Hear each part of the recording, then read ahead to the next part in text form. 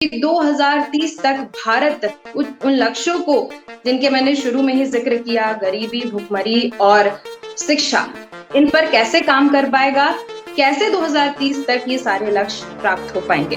अगर हम गरीबी के मायनों में देखें तो 2030 तक भारत की स्थिति कहाँ होगी और क्या तस्वीर होगी। मैं जहाँ रहता हूँ उत्तर प्रदेश, और जहाँ पे केंद्र की सरकार है, 80 करोड़ लोगों को हम लोग लगातार अनाज उपलब्ध करा रहे हैं। 80 करोड़ लोगों को आप अनाज दे रहे हैं, तो गरीबी तो सिर्फ 15 करोड़ है, तो 80 करोड़ लोगों को अनाज देने का आंकड़ा कैसे आ गया? तो आपके हिसाब से भारत देश में गरीबी नहीं है? आपने अपने एंड से गरीबी खत्म करने के लिए क्या किया है?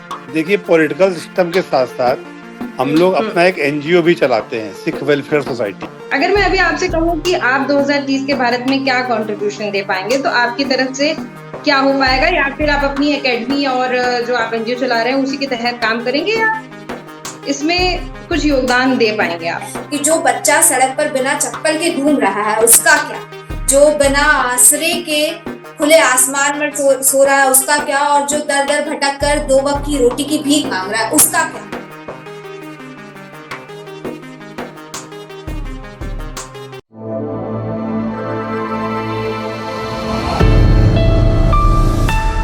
कि 2030 तक भारत उन लक्ष्यों को, जिनके मैंने शुरू में ही जिक्र किया, गरीबी, भुखमरी और शिक्षा, इन पर कैसे काम कर पाएगा, कैसे 2030 तक ये सारे लक्ष्य प्राप्त हो पाएंगे।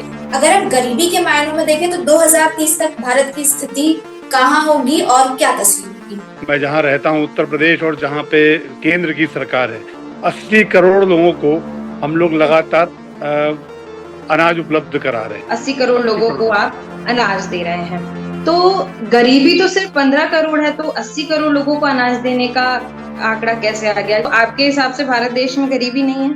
आपने अपने एंड से गरीबी खत्म करने के लिए क्या किया है? देखिए, पॉलिटिकल सिस्टम के साथ साथ हम लोग अपना एक एनजीओ भी चलाते हैं, सिख वेलफेयर सोसाइटी। अगर मैं अभी आपसे कहूँ कि आप 2030 के भारत में क्या कंट्रीब्यूशन दे पाएंगे, तो आपकी तरफ से क्या हो पाएगा? या फिर आप अपनी एकेडमी और जो आप एनजीओ चला रहे हैं उसी के तहत काम करेंगे, या इसमें कुछ योगदान दे पाएंगे आप? कि जो बच्चा सड़क पर बिना चप्पल के घूम रहा है उसका क्या, जो बिना आश्रय के खुले आसमान में सो रहा है उसका क्या, और जो दर दर भटक कर 2 वक्त की रोटी की भीख मांग रहा है उसका क्या।